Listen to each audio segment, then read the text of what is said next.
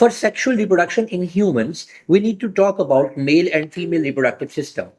We need to identify and know the functions of each and every part of male and female reproductive system. So in this video, in this lecture, I'm going to explain all of these. So listen to it very carefully. It is going to help you in your exams. So let's flip the screen. जरा learning objective देख लेते हैं. सबसे पहले we need to identify on diagrams of the male reproductive system, और इसके अंदर ये सारी की सारी चीजें और हमें इनके फंक्शंस डिस्क्राइब करने हैं. ये हमारा पहला लर्निंग ऑब्जेक्टिव है. Let's talk about it.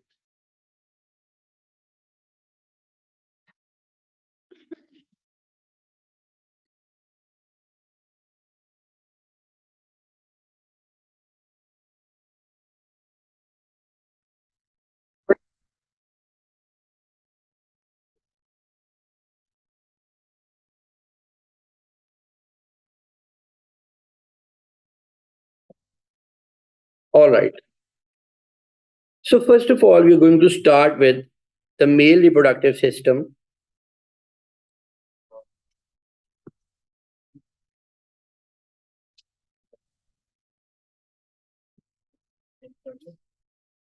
तो बेटे जब आप रिप्रोडक्शन पढ़ें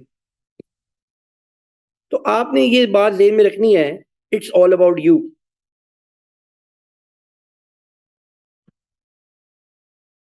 आप जब इस दुनिया में आए तो आपकी वालिदा और आपके वालिद को जिन प्रोसेस से गुजरना पड़ा, हम अल्लाह ताला के हुक्म से ये सारी चीजें इस चैप्टर में पढ़ने वाले हैं.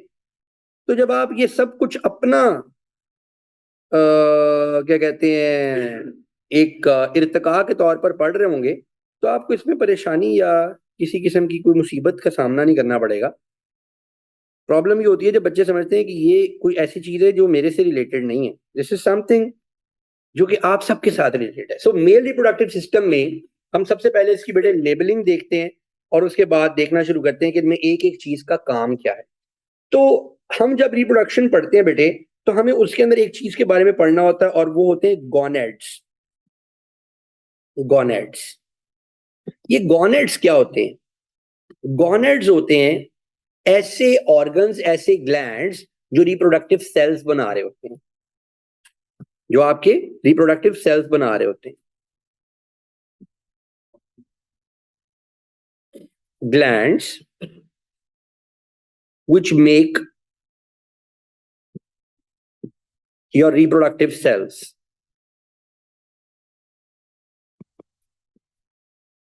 और ये रिप्रोडक्टिव सेल्स आमतौर पे क्या होते हैं? We call them gametes. ठीक है जी. तो हमारे ह्यूमंस में जो गोनेड्स हैं, जो मेल्स में जो गोनेड्स हैं, वो कहलाते हैं टेस्टिस. सो हम यहीं से बात स्टार्ट करेंगे. बिल्कुल स्टार्ट में बेटे we have a pair of testes in which a singular one is called testicle. और इस टेस्टिकल का काम क्या होता है? Production of sperms. हम वो साथ साथ यहां लिखते चले जाएंगे. इसका काम क्या होता है जी? Production of sperms. और ये जो टेस्टिस हैं ये पेयर की फॉर्म में मौजूद होते हैं. इनके बिल्कुल बाहर जहां पर ये मौजूद हैं, इनके बिल्कुल बाहर एक स्किन का पाउच, इंटेगुमेंट्री पाउच मौजूद होता है, जो समहाउ इस इमेज में नहीं बनाया हुआ था उन्होंने. This integumentary pouch is called scrotum. It is called scrotum. और ये स्क्रोटम किस लिए होती है? बड़ी इंपॉर्टेंट है इस बात को अंडरस्टैंड करना. एक्चुअली जो गैमेटोजेनेसिस है, स्पर्म्स के बनने को क्या बोलेंगे? स्पर्मेटोजेनेसिस. स्पर्मेटोजेनेसिस जो है वो 1 to 2 degree centigrade less than body temperature पर होती है. तो स्क्रोटम का काम क्या है? अगर बॉडी का टेम्परेचर ज्यादा हो तो ये स्क्रोटम लूज होकर टेस्टिकल्स को बॉडी से दूर ले जाती है, और अगर बॉडी का टेम्परेचर कम हो यानी एक्सटर्नली ठंड हो तो ये स्क्रोटम कॉन्ट्रैक्ट करके टेस्टिकल्स को बॉडी के पास ले आती है. In every case scrotum is there to maintain the temperature which is required for the production of sperms, which is less than the body temperature, 1 to 2 degree centigrade less than the body temperature, right. तो ये scrotum का काम हो गया। उसके बाद यहां पर ये जो आप स्ट्रक्चर देख रहे हैं, this structure is called sperm duct, sperm duct. और इस स्पर्म डक्ट का काम क्या होता है? Transfer of sperms.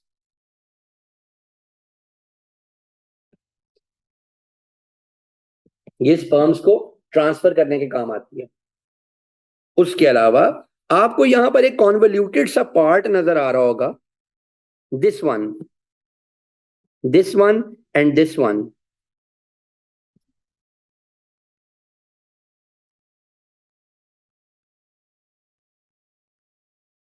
In parts को कहते हैं एपिडाइडमिस।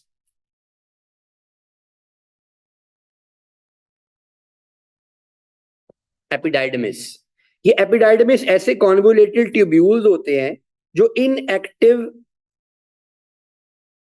स्पर्म्स को स्टोर करने के काम आते हैं। 100% एपिडाइडमिस बिल्कुल आपको सिलेबस में है। जब आपके स्पर्म्स इनएक्टिव होते हैं तो ये इनको स्टोर करने के काम आती है। अच्छा, इसके अलावा एक चीज जो यहां पर नहीं बनाई गई, मैं वो यहां पर ड्रॉ कर दूं, that is called spermatic cord. Spermatic cord,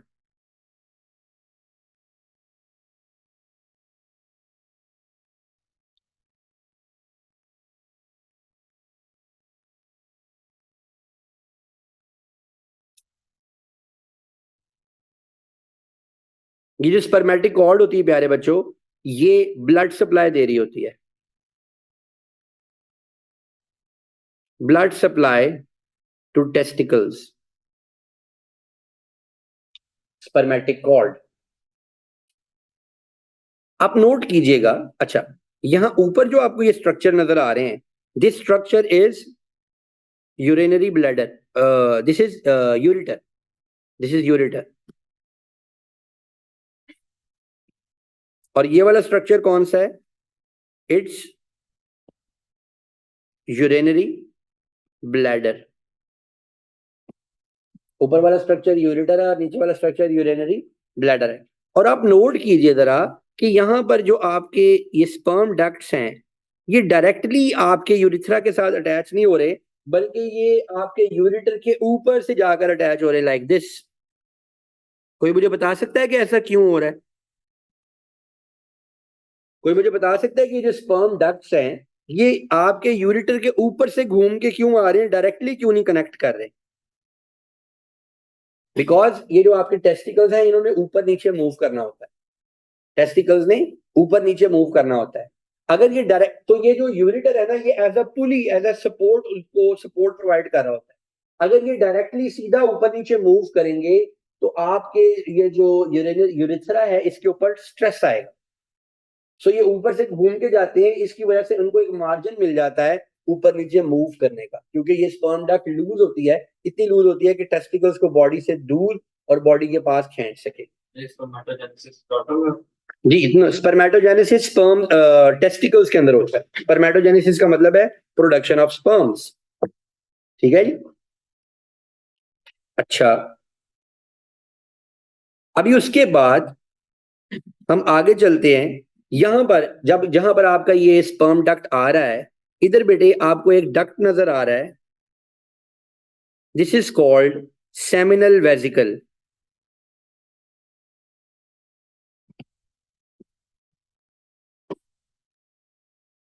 this one, this is called seminal vesicle. ये सेमिनल वेसिकल वो लिक्विड बनाने में हेल्प कर रहा होता है, production of semen, production of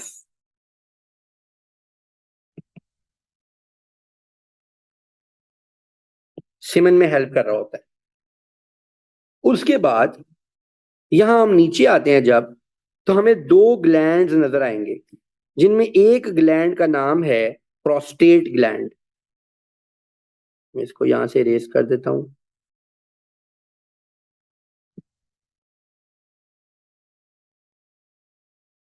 book में और भी कई चीजें मेंशन होंगी, लेकिन उनको आप इग्नोर कीजिएगा, वो आपकी जो चीजें सिलेबस में नहीं है वो मैं आपको नहीं समझा रहा। तो this gland is prostate gland, और मेल्स के अंदर प्रोस्टेट कैंसर उतना ही कॉमन है, थोड़ा सा उससे कम कॉमन है जितना फीमेल्स के अंदर ब्रेस्ट कैंसर कॉमन है। तो this is called prostate gland. ये प्रोस्टेट ग्लैंड, उसके नीचे बल्बो यूरिथ्रल ग्लैंड और ये सेमिनल वेसिकल, ये तीनों मिल के ये तीनों मिल के आपके स्पर्म्स को एक न्यूट्रिशियस लिक्विड के साथ मिक्स करते हैं, जिसको हम सीमन बोलते हैं। Why I am calling that liquid a nutritious liquid? Because जब वो न्यूट्रिशियस लिक्विड मिलता है तो स्पर्म्स एक्टिवेट होते हैं, स्पर्म्स को उससे एनर्जी मिलती है। सो प्रोस्टेट ग्लैंड, सेमिनल वेसिकल और इसके साथ एक दो और ग्लैंड्स, ये मिलके प्रोडक्शन ऑफ सीमन करवा रहे होते हैं। सीमन वो मटेरियल है जो during sexual intercourse male body से इजेक्ट आउट होता है। उसके बाद बेटे आपको यहां पर जो ये स्ट्रक्चर नजर आ रहा है, this is called urethra, epididymis, epididymis. इस स्ट्रक्चर का नाम है बेटे यूरिथ्रा, और ये यूरिथ्रा कॉमन पैसेज है for the movement of, it is common passage for transfer of semen and urine in males। Males में सीमन और यूरिन के लिए कॉमन पैसेज यूज होता है और वो ये यूरिथ्रा है। ठीक है जी। उसके बाद यूरिथ्रा के बाहर ये जो पूरे का पूरा स्ट्रक्चर है, this structure is called penis, it is also called copulatory organ. This structure is called penis. इसके लिए एक और वर्ड बोला जाता है कॉपुलेटरी ऑर्गन, और ये कॉपुलेटरी ऑर्गन किस काम आता है? For the transfer of sperms. No, sperm duct से तो आ गए ना, जब स्पर्म डक्ट से यूरिथ्रा में आ जाएंगे उसके बाद भी तो कहीं जाना है इन्होंने। जी कर लेते हैं। For transfer of sperms in female reproductive system,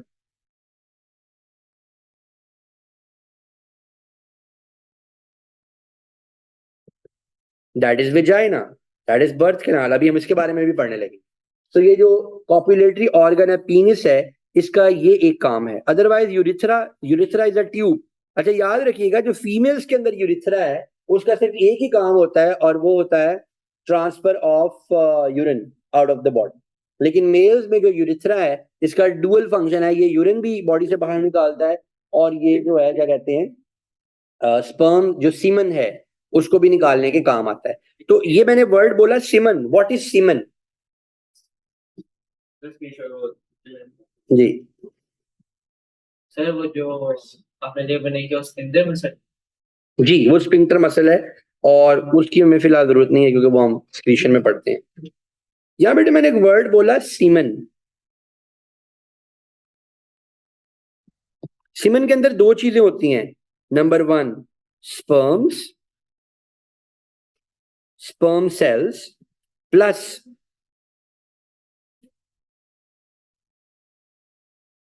nutritious fluid, जो कि स्पर्म को सपोर्ट दे रहे होते हैं। तो ये था बेटे हमारा मेल रिप्रोडक्टिव सिस्टम। अभी हमने जो अपना लर्निंग ऑब्जेक्टिव जो अचीव किया है, अभी हम उसको दोबारा देखेंगे क्योंकि ये बड़ा क्रिटिकल चैप्टर है। इस पे से बहुत सारे क्वेश्चंस हमें पूछे जाते हैं।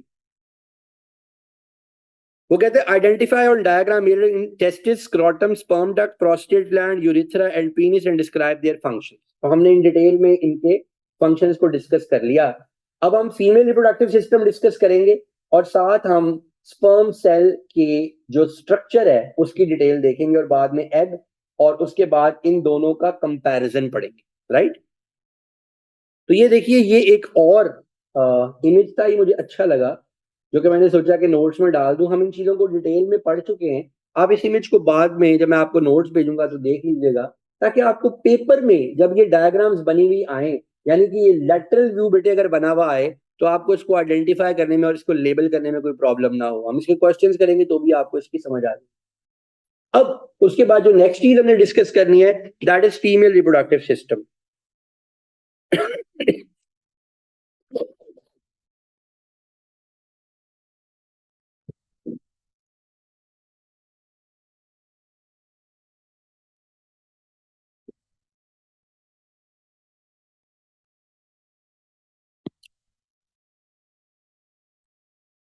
तो अब हम वालिद साहब से हट के कहां पर आ गए हैं, वालदा मोहतरमा की तरफ आ गए हैं, जिनके पैरों के नीचे आप सारों की जन्नत है बेटे। अच्छा जी, आहिस्ता क्या बोले, we are proud of our mothers. अभी पता चलेगा आपको कि कितनी मुश्किल से उन्होंने आपको पैदा किया। और वो जो आपको कहती रहती ना, ताने मारती रहती कि मैं तुम्हें इतनी मुश्किल से पैदा किया, तो मेरी बात नहीं मान रहे, बाजार से दही नहीं ला रहे, आपको फिर उनके पेन का एहसास होगा जी। तो बेटे जैसे हमने, जिस तरह से हमने मेल रिप्रोडक्टिव सिस्टम को गॉनेट से पढ़ना शुरू किया था, इसको भी हम गॉनेट से पढ़ना शुरू करेंगे। नंबर 4 पे बेटे ये जो लेबल आपको नजर आ रहा है, ये है ओवरी। ये क्या है, ओवरी।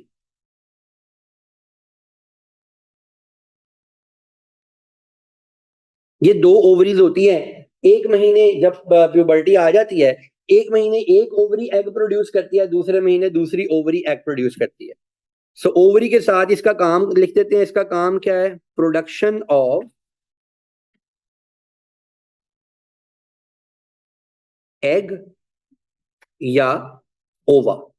एग या ओवा को ये ओवरी प्रोड्यूस करती है। अच्छा जी, ये 4th लेबल के ऊपर हमारे पास ओवरी है दोनों तरफ। देन लेबल नंबर 5 को देखिए, ये है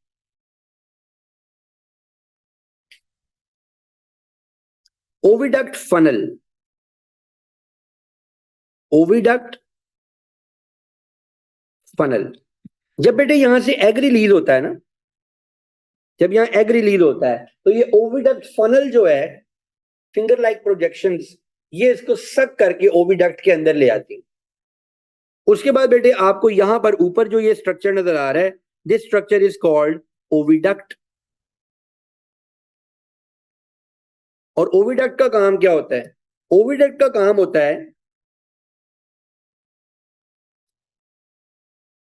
ओविडक्ट का बेटे काम होता है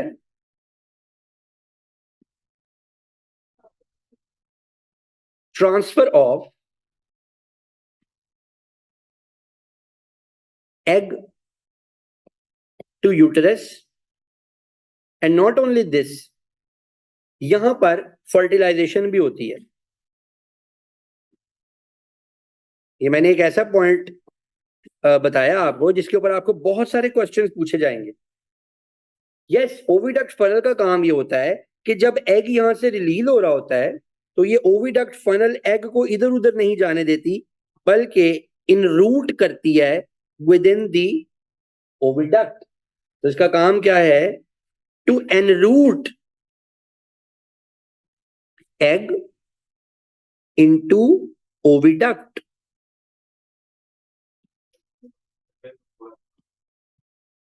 यस, ये जो ओविडक्ट है बेटे, ओविडक्ट के अंदर छोटे छोटे सीलिया भी लगे हुए होते हैं। ओविडक्ट में छोटे छोटे नन्हे मुन्ने सीलिया भी लगे हुए होते हैं, जो कि हेल्प करते हैं इस एग को to move from this oviduct into the uterus, right. So ये फर्टिलाइजेशन की साइट भी है, मैं यहां पर लिख दूं, ये जो आपका ओविडक्ट है, it is also site for the fertilisation. No, uterus में फर्टिलाइजेशन नहीं होती, यूट्रस में इम्प्लांटेशन होती है। अच्छा जी, 7 नंबर के ऊपर ये जो आपको इन्वर्टेड पियर शेप ऑर्गन नजर आ रहा है, this is called uterus. This was your first ever home. आप लोग पैदा होने से पहले 9 महीने तक इस यूट्रस के अंदर तशरीफ रखी है आप लोगों ने, राइट? या मुझे एक वो याद आ जाता है, have you heard about Jabir bin Hayyan? हाँ, he is considered to be father of chemistry. And you know कि जाबिर बिन हयान एक बहुत बड़ी इस्लामिक एक पर्सनालिटी है, उनका शागिर्द था। किसका? हजरत इमाम जाफर सादिक का। इमाम जाफर सादिक का नाम सुना आपने से किसी ने इमाम जाफर सादिक का नाम सुना है? He is one of the greatest teachers in human history. ठीक है? जिनके शागिर्दों की जो तादाद है वो बेशुमार थी। और उनका उनका पर्सनैलिटी अगर हम पढ़नी शुरू करें इमाम जाफर सादिक की, तो आप हैरान परेशान हो जाएंगे। Jabir bin Hayyan was one of the disciples of Hazrat Imam Jafar Sadiq. ठीक है? जाबिर बिन हयान ने इमाम जाफर सादिक से कहा कि हम इस दुनिया में आए और फिर there is a life hereafter. मुझे आप कोई ऐसा लॉजिकल रीजन दें कि मुझे तसल्ली हो जाए इस बात की। मुझे आप एक ऐसा लॉजिकल रीजन दें कि मुझे तसल्ली हो जाए इस बात की। तो हजरत इमाम जाफर सादिक ने उसको लॉजिकल रीजनिंग क्या दी, आप देखना। This has nothing to do with science, it has nothing to do with the religious fantasy. उन्होंने कहा कि जब तुम अपनी माँ के पेट में थे तो तुम वहां पर रिस्क लेते थे। रिस्क मिलता है ना बच्चे को, बच्चा खाता पीता है ना माँ के पेट में, वहां सूटेबल टेम्परेचर मिलता है, वहां सूटेबल वाटर मिलता है, वहां सूटेबल डाइट मिलती है, और तुम बड़े कंफर्टेबल थे अपनी माँ के पेट में। लेकिन जब तुम्हें वहां से दुनिया में मुंतकिल करना चाहा तो तुमने रेजिस्ट किया। यानी उनके वर्ड कुछ और होंगे, मैं उसको आपको ट्रांसलेट कर रहा हूं। तुम्हें लगा कि जो रिस्क माँ के पेट में मिल रहा है शायद दुनिया में वो ना मिल सके, लिहाजा तुम रोए। और तुम बड़ा बच्चा रोता है ना जब माँ के पेट से बाहर निकाला जाता है, वो एक अनकंफर्टेबल इन्वायरमेंट में आ जाता है। लेकिन माँ के पेट में मिलने वाला रिस्क कितना कम था और इस दुनिया में मिलने वाला रिस्क कितना ज्यादा है। और इस दुनिया की ratio with the mother's womb with this uterus कितनी ज्यादा है। क्या रेशो बनेगी? मेरा तो ख्याल है कि इस पे दिमाग ही नहीं काम करता हमारा। उन्होंने कहा बिल्कुल इसी तरह जब तुम दुनिया में आके रहने लगते हो तो तुम्हें ये लगता है कि ये जो दुनिया है, ये जो रिस्क और जो कंफर्ट मुझे यहाँ मिल रही है कहीं और नहीं मिल सकती। जैसे रहमे मादर में बच्चा रहने पे बजिद होता है, इसी तरह दुनिया में भी बंदा रहने पे बजिद होता है। लेकिन उसको अंदाजा नहीं होता कि जो तकाबुल यूटरस के और इस दुनिया के अंदर है, वही तकाबुल इस दुनिया के और लाइफ हेयर आफ्टर में है। जन्नत और दुनिया में ये तकाबुल है। इंसान को यकीन नहीं आता कि वो यहाँ के बाद भी कहीं से रिस्क हासिल कर सकेगा। तो ये है। तो इस तरह जैसे माँ के पेट से दुनिया में मुंतकिल किया जाता है इंतकाल, इसी तरह दुनिया से हेयर आफ्टर इंतकाल किया जाता है, जो कि सोल का इंतकाल होता है। तो Jabir bin Hayyan was very satisfied. मैं जब भी ये यूट्रस पढ़ाने लगता हूँ मुझे ये बात याद आती है और मैं बच्चों को सिखाता हूँ। और मैं बच्चों को ये भी हमेशा कहता हूँ कि do whenever you have time, do read about Imam Jafar Sadiq. He is a greatest personality, one of the greatest personality in Islamic history, जिनके बारे में अगर आप पढ़ेंगे तो आप बड़ा हैरान होंगे।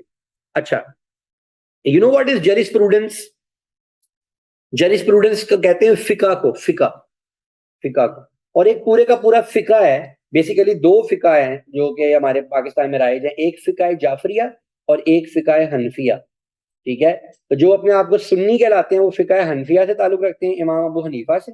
और जो अपने आप को जाफरी कहते हैं, फिका जाफरिया से उनका ताल्लुक होता है, जो कि इमाम जाफर सादिक से है। तो इमाम जाफर सादिक के शागिर्द थे इमाम अबू हनीफा। एक पूरा फिका जो है वो जिस बंदे ने बनाया, he was also disciple of Hazrat Imam Jafar Sadiq. ये बड़ी इंटरेस्टिंग बात है। तो जब भी आपको टाइम मिले जरूर पढ़िएगा इसके बारे में। अच्छा, ये यूट्रस के बारे में हम बात करते हैं कि ये यूट्रस क्या है। यूट्रस के बारे में तो पूरा पैराग्राफ लिखा जा सकता है, लेकिन it's a place for implantation of embryo. Okay, अजान का ब्रेक लेते हैं। अभी अजान नहीं शुरू, अभी वो दरूद पढ़ रहे हैं। It is a place for the implantation of embryo. उसके बाद बेटे नीचे अगर हम देखें, ये जो 3 नंबर के ऊपर, ये जो आपको 2 नंबर के ऊपर पार्ट नजर आ रहा है, मैं यहां पर ये एक एडिशनल एक सेक्शन बनाता हूं। This is called cervix. This is called cervix and it is the opening of uterus through vagina.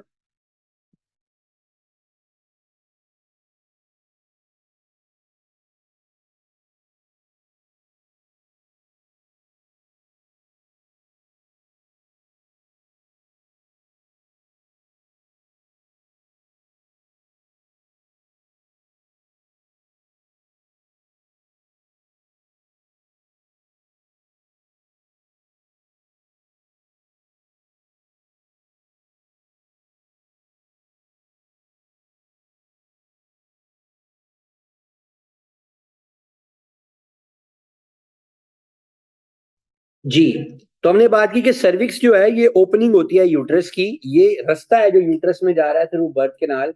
या तो ये ड्यूरिंग मेंस्ट्रुअल साइकिल जब मेंस्ट्रुएशन होती है या जब एग रिलीज होना होता है तब ये क्या कहते हैं ओपन होता है, या बेबी के जो चाइल्ड बर्थ होनी होती है उस वक्त ये जो सर्विक्स है ये ओपन होता है। उसके बाद बेटे यहाँ पर हमारे पास जो ये लास्ट पार्ट है जो नंबर 1 पर दिया गया है, लेबल किया गया है, this is called birth canal.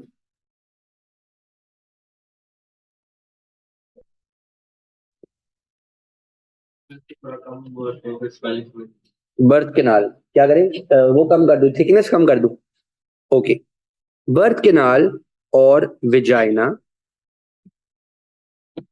और इस बर्थ कैनाल और इस विजाइना में क्या होता है जी? नंबर 1, इंट्रोडक्शन ऑफ स्पर्म्स वो यहां पर किए जाते हैं। और दूसरा, baby slides out of it. This is the first slide that a baby takes. ठीक है जी, तो it is called birth canal, birth canal या विजाइना। स्लाइड स्लाइड वैसे ही राइटिंग रिफ्लेक्स में लिखा गया। ठीक है जी।